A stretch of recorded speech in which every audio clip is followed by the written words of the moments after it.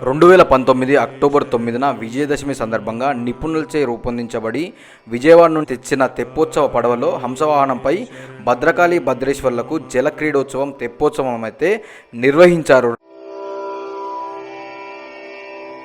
భద్రకాళీ శరణం మమ, భద్రకాళీ శరణం మమ, భద్రకాళీ శరణం మమ, భద్రకాళీ. చెప్పుకుంటూ పోతే ఎంతో చరిత్ర, మమ్మల్ని చల్లగా కాపాడేటువంటి మా భద్రకాళి అమ్మవారిని వరంగల్లో కలిగి ఉండడం అనేది నిజంగా ఒకంత అదృష్టం అనేది చెప్పచ్చు. హైదరాబాద్ నుండి మనకు చాలా అత్యంత దగ్గరగా, అంటే 120 కిలోమీటర్స్, మనకు 2.5 hours 3 hours అయితే మనము ఇక్కడ భద్రకాళి టెంపుల్ని చేరుకోవచ్చు. అండ్ మనకు భద్రకాళి టెంపుల్ వరంగల్ పట్టణం